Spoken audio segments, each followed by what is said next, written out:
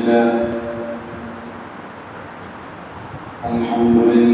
نحمده ونستعينه ونستغفره ونؤمن به ونتوكل عليه ونعوذ بالله من شرور أنفسنا ومن سيئات أعمالنا من يهده الله فلا مضل له ومن يضلله فلا هادي له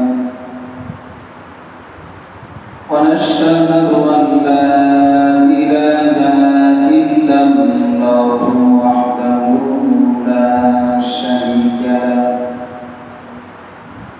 ونشهد أن سيدنا وحبيبنا ومولانا محمدا عبده ورسوله أعوذ بالله من الشيطان الرجيم بسم الله الرحمن الرحيم وتوبوا إلى الله جميعا أيها المؤمنون لعلكم تفلحون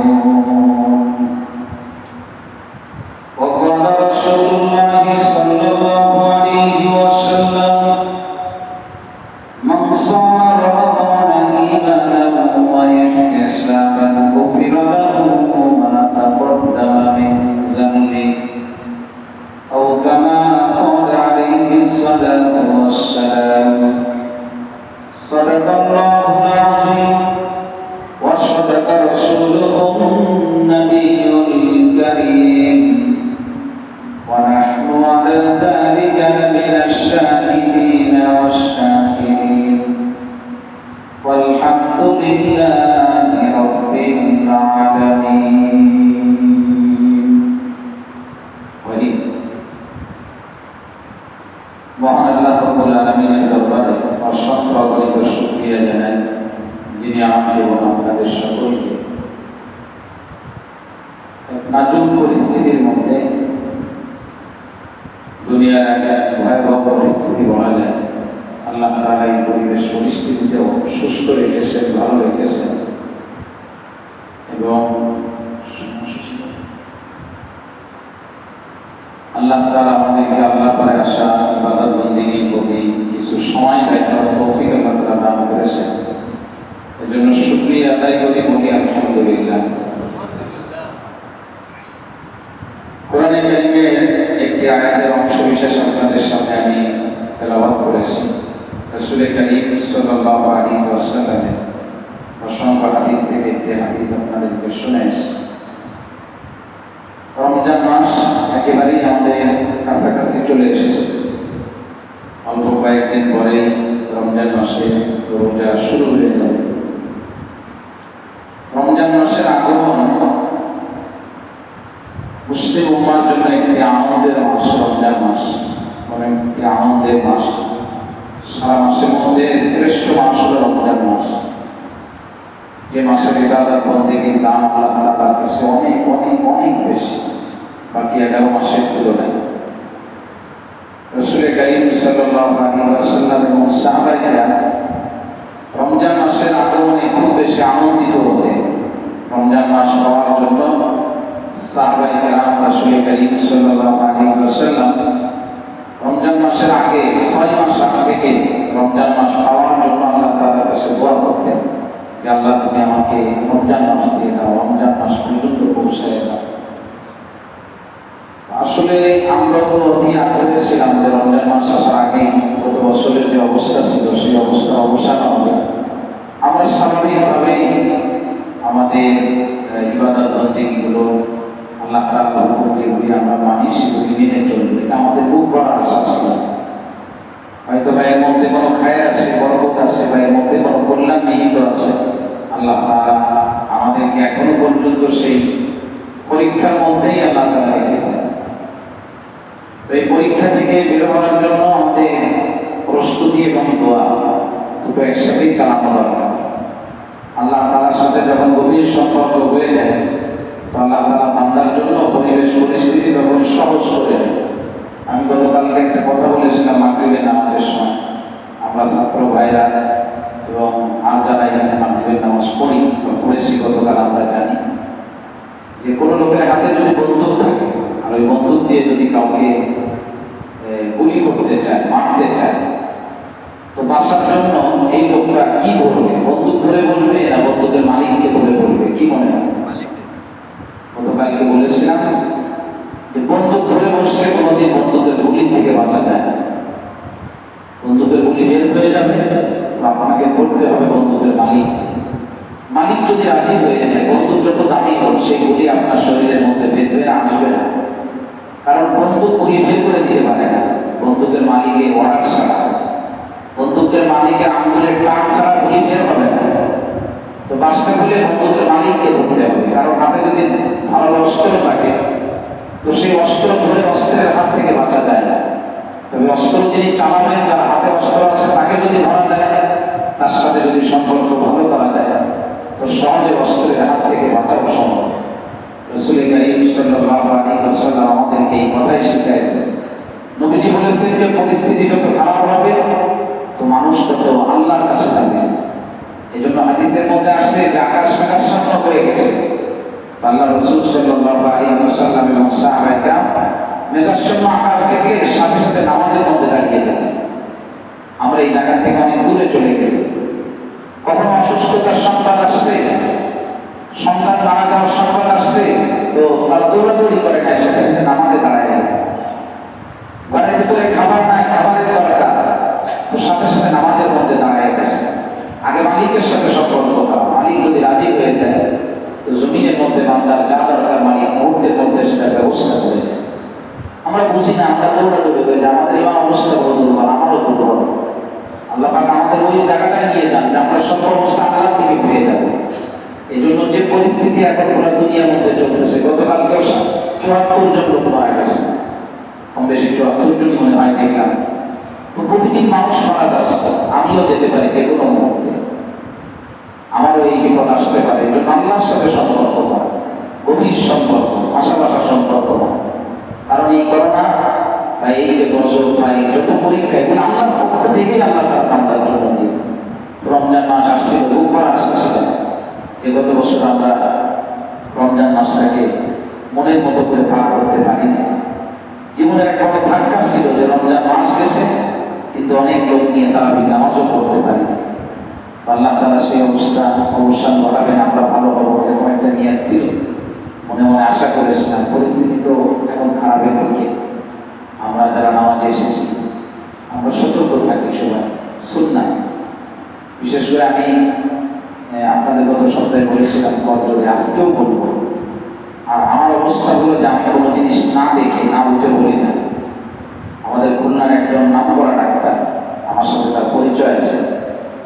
তো ওই ডাক্তার আমেরিকার একজন ডাক্তার, উনি মুসলমান। খুব সুন্দর একটা নাম, একটু আগেই দেখেছিলাম। তো ওই ডাক্তারের একটা লেখা উনি বাংলা করে আজকে অনলাইনে ছেড়েছেন। খুলনার ডাক্তার, আমি নাম বললে অনেকে চিনে ফেলবেন, হয়তো ডাক্তারের আপনজন কেউ ওখানে থাকতেও পারে। তো উনি লিখেছেন যে এই করোনা ভাইরাস চলে যাবে, আমরা পুরো ফ্রি হব, এই চিন্তা মাথা থেকে বের করে দেওয়া হচ্ছে। ওই আমেরিকান ডাক্তারের কথা উনি বাংলায় যেটা লিখেছে এটা থাকবে, এটা থেকেই যাবে। যে কথা আমি গত সপ্তাহে বলেছিলাম, যেটা থাকবে এটা নিয়েই আমাকে আপনাকে চলতে হবে। সেই চলার জন্য আমার জীবনের কিছু কার্যক্রমের মধ্যে পরিবর্তন আনতে হবে, যেটাকে আমি গত সপ্তাহে বলেছি, গতকালকে মাগরিবের নামাজের আজানের পরেও বলেছি যে আমার কিছু পরিবর্তন আসতে হবে। আমার জীবনযাত্রা, জীবন মান, আমি কিভাবে চলতাম, এখন ওইভাবে আর চলা যাবে না। আমার পোশাক আশাক আমি কেমন ব্যবহার করতাম, এখন আর ওইরকম করা যাবে না। এটা আল্লাহ পছন্দ করতেছেন না আমাদের চলা, আমাদের জীবনের পরিবর্তন আসা দরকার। আমি বলেছিলাম যে শরীরের ভিতরে রোগ প্রতিরোধ ক্ষমতা বাড়ানো, উনি ওই কথাটা ১ নম্বরে লিখছেন যে শরীরের রোগ প্রতিরোধ ক্ষমতা বাড়ানো। গতকালকে বলেছি রোগ প্রতিরোধ ক্ষমতা বাড়ানোর জন্য আমাদের ফুড মেনু, খাবারের ধরন পাল্টাতে হবে। খেজুর, কিশমিশ, বাদাম, কাঠবাদাম, পেস্তা বাদাম, যে বাদামগুলো আছে, বাদাম বেশি খাওয়া, এ ধরনের খাবার বেশি গ্রহণ করা। পৃথিবীতে সব থেকে সুস্থ থাকেন কারা এবং সব থেকে ভালো জীবনযাপন কারা করেন, তো এটা গবেষণা করে দেখা গেছে এমন এক এলাকার মানুষকে পাওয়া গেছে, আমি দেশের নাম বলবো না,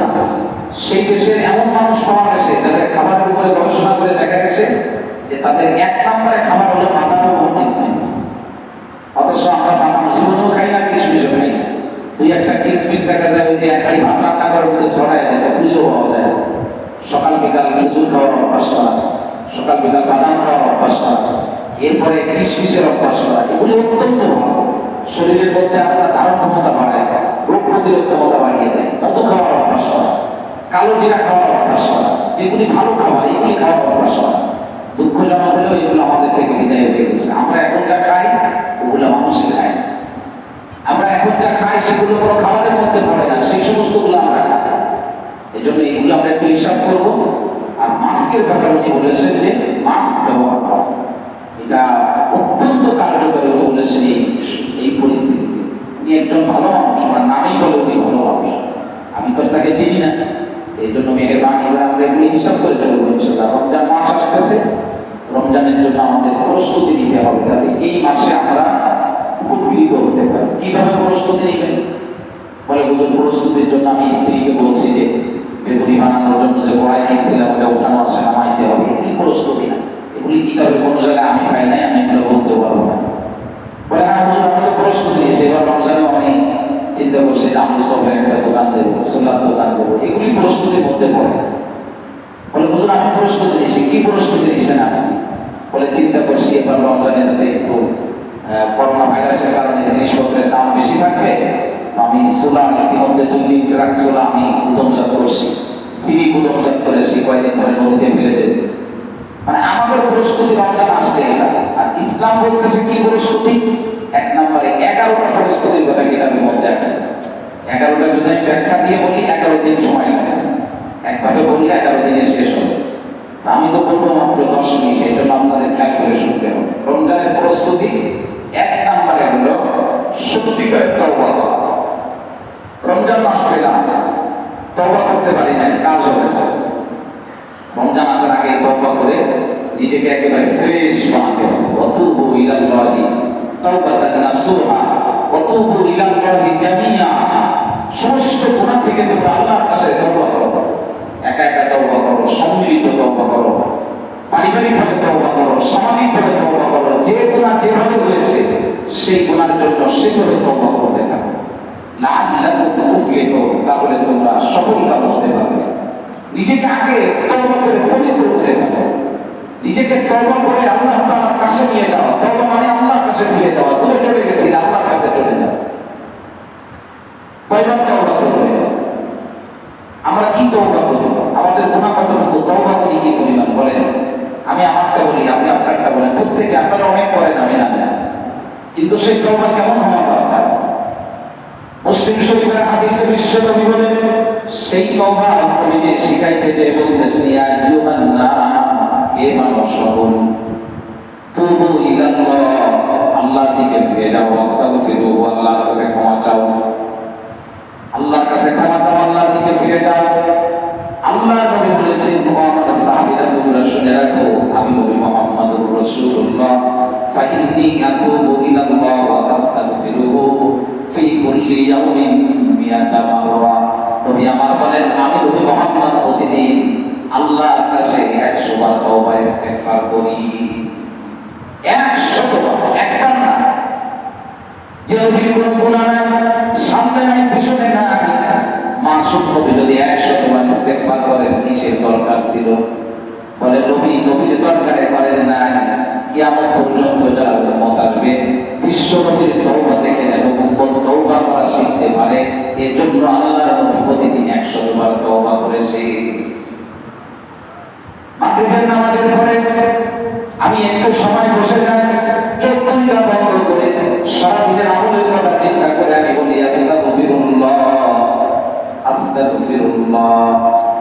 ঘন্টার পরে ঘন্টা সময় লাগবে না। আমার জীবনে একটা আস্তাগফিরুল্লাহ যদি কবুল হয়ে যায়, দুনিয়ার জীবনে কতটুকু আরাম পেয়েছি, এর থেকে লক্ষ কোটি গুণে আরামের টাকা আল্লাহর জান্নাত আল্লাহ আমাকে দিয়ে দিবেন। দুনিয়ায় আমি আর কতটুকু কষ্ট স্বীকার করেছি, জাহান্নামের জ্বলন্ত আগুন থেকে এক আস্তাগফিরুল্লাহ আমার চিরদিনের মতো মুক্ত করে দিতে পারে। সুতরাং আমাদেরকে রমজান আসতেছে, রমজানের আগে বেশি থেকে বেশি ইস্তিগফার করা দরকার। এটাই হলো রমজানের প্রস্তুতি। তার কারণ আমি রমজান মাসে রোজা রাখবো, আমার আল্লাহর সঙ্গে আমার সম্পর্ক হবে, তার আগেই আমি নিজেকে সম্পূর্ণরূপে আল্লাহর কাছে নিতে চাই। বলি আস্তাগফিরুল্লাহ, আস্তাগফিরুল্লাহ। বেশি সময় লাগে না, অল্প সময় লাগে, চেষ্টা করি প্রতিদিন আমল করা। আমার তো বেশি সময় লাগে না, আর আমার থেকে তো আপনারা অনেক ভালো, আপনাদের আরো কম সময় লাগে। একটু ধীরে স্থির হয়ে বসে বলি আস্তাগফিরুল্লাহ, আস্তাগফিরুল্লাহ। এরপরে দ্বিতীয় প্রশ্নটি হলো দোয়া করা। রমজান মাসের জন্য দোয়া করতে থাকা। আমরা তো 2 মাস আগে থেকে দোয়া করি, মাঝে মধ্যে আল্লাহুম্মা বারিক লানা ফি রজব ওয়া শাবান ওয়া বাল্লিগনা রমাদান। আল্লাহ তুমি রজব মাস আর শাবান মাস, এই 2 মাস আমাদের উপর বরকত দাও, আমাদেরকে রমজান পর্যন্ত পৌঁছায় দাও। আর বিশ্বনবীর সাহাবীদের আমল হাদিসের মধ্যে আছে আল্লাহু আকবার, রমজান মাসের আগে 6 মাস আগে থেকে দোয়া করতেন, ও আল্লাহ তুমি সুস্থ শরীরে আমাদের রমজান মাস পর্যন্ত পৌঁছায় দাও। আমার জন্য রমজান আগে মৃত্যু না হয়। রমজান মাস যখন চলে যেত, রমজান মাসকে বিদায় দিয়ে রমজানের পরের থেকে নিয়ে শাওয়াল থেকে নিয়ে 5 মাস পর্যন্ত সাহাবায়ে কেরাম চোখের পানি ফেলে ফেলে আল্লাহরে বলতেন, ও আল্লাহ এই যে রমজান মাসে রোজা করি রাখছি, আমি রাখতে পারি না, ত্রুটি হয়ে যেতে পারে, আল্লাহ তুমি বিগত রমজান যে রোজাগুলি রাখছে তুমি কবুল করে নাও। 6 মাস দোয়া করছে মাস পাওয়ার জন্য, আর মাস চলে যাওয়ার পরে 5 মাস দোয়া করেছে কবুল হওয়ার জন্য। এইভাবে তারা রমজান মাসকে সারাটা বছর নিজেদের ভিতরে লালন করতে, সারাটা বছর। আর আমি তো রমজান মাস যাবে সব কিছু উঠায় রাখবো, রমজান মাসও গেছে, রোজাও বিদায় হয়ে গেছে, দাদা বন্দি করতে জানি না আরেকটা রমজান পাবো কিনা। 3 নম্বরে এই মাসের আগমনে আনন্দিত হওয়া। কোরআনে কারিমের আয়াতের মধ্যে সূরা ইউনূসের 58 নম্বর আয়াতে আল্লাহ বলেন, কুল বিফাদলিল্লাহি ওয়া বিরহমাতিহি, বলে আমি যে রমজান মাস পেয়েছি আমি আমার যোগ্যতা দিয়ে পাই না, আমার টাকা আমার রমজান মাস পর্যন্ত পৌঁছায় দেয় নাই। করোনার কারণে বাংলাদেশের মাটি থেকে এমন অনেক মানুষ জমিনের নিচে চলে গেছে, যাদের এত পরিমাণে টাকা আছে, এত টাকা ছিল, যদি তাদেরকে বলা হতো কয়েকশো কোটি টাকা দিলে তোমরা বাঁচতে পারবা, তারা দেওয়ার জন্য রাজি ছিল, কিন্তু বাঁচতে পারে না। আমাকে যে রমজান পর্যন্ত পৌঁছায় দিল, আমি প্রতিদিন আনি প্রতিদিন খাই, আমার কোনো ব্যাংক ব্যালেন্স নাই। আল্লাহ রাব্বুল আলামিন বলতেছে, ফালিয়াফরাহু হুয়া খায়রুম মিম্মা ইয়াজমাউন। আমার জীবনের শ্রেষ্ঠ পাওয়া হলো আমার সম্পদের কোনো আনন্দ নাই, আমি আল্লাহর রমজান মাস আল্লাহ আমাকে দিয়েছি, আমি রমজান মাস পেয়ে গেছি, এটাই আমার আনন্দ। রমজান মাস আসতেছে আগমন। ছেলে যদি দীর্ঘ 5টা বছর পর্যন্ত বিদেশের বাড়িতে থাকে, যখন মার ইনভাইট করে বলে মা আমি নভেম্বরে দেশে আসবো, নভেম্বরের আগ থেকে মা ক্যালেন্ডারে তাকায় আর বলে আর কয়দিন নভেম্বর বাকি, আমার সন্তান আসতেছে।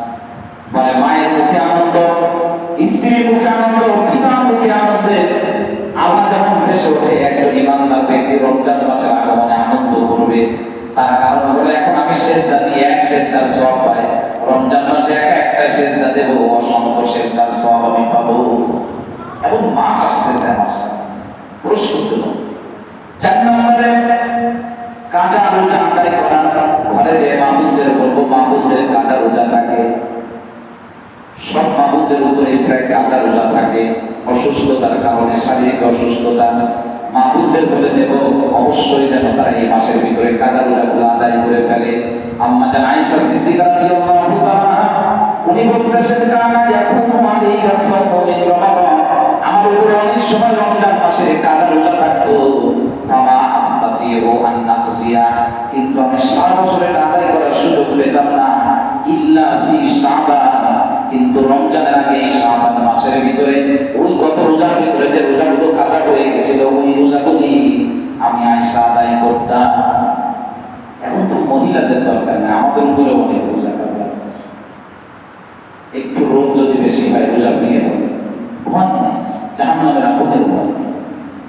কত কঠিন মুহূর্ত সামনে রয়ে গেছে, চিন্তাও করা যাবে না। আল্লাহ তাআলা আমাদেরকে কাজা রোজা করে ফেলানোর তৌফিক দান করুন, আদায় করার চেষ্টা করব। এরপরে রমজান মাস আসতেছে, 5 নম্বর প্রস্তুতি হলো পর্যাপ্ত জ্ঞান অর্জন করা। রমজান মাসের মাসলা মাসাইল এগুলি না জানলে কেমনি কি করবো? এই যে অনেকে ভ্যাকসিন নিয়েছেন, ভ্যাকসিনের প্রথম ডোজ যারা গ্রহণ করেছেন, দ্বিতীয় ডোজ কিন্তু রমজান মাসে করবে। আল্লাহর মেহরবানি আমাদের অনেক শিক্ষক, এরপরে এই খুলনা শহরে অনেক পরিচিত মানুষ আমার, অনেকে আমাকে রমজান মাস কোথায় সে জানে কিনা, জানে না যে রমজান মাস হবে কিনা, আমাকে মোবাইল করে বলে, হুজুর আমার ভ্যাকসিনের দ্বিতীয় ডোজ, দ্বিতীয় পর্যায়টা তো রমজান মাসের মধ্যে পড়ে গেছে, এটা আমি নিতে পারবো কিনা? তো শরীয়তের মাসআলা যদি জানা না থাকে তো কঠিন হয়ে যাবে রমজান মাসে রোজা পালন করা। রোজা থেকে ইনজেকশন নেওয়া দেওয়া কোনোটাই কোনো অসুবিধা নেই, রক্ত নেওয়া দেওয়া কোনো অসুবিধা নেই।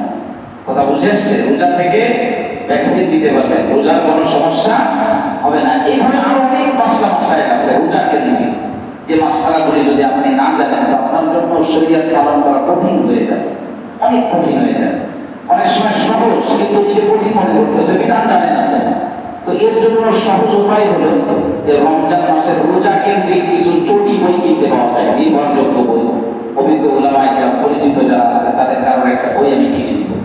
যারা আমরা অনলাইন ব্যবহার করি, অনলাইনে আমরা রমজানের মাসাইল লিখে, রমজান মাসের মাসাইল লিখে শেষে আমরা লিখবো আল কাউসার অথবা আহলে হক মিডিয়া, এ ধরনের কিছু সাইট আছে যেগুলো নির্ভরযোগ্য এবং অভিজ্ঞ উলামায়ে কেরাম পরিচালনা করেন। এখানে গেলে আমি বাংলায় লেখা সব পাবো।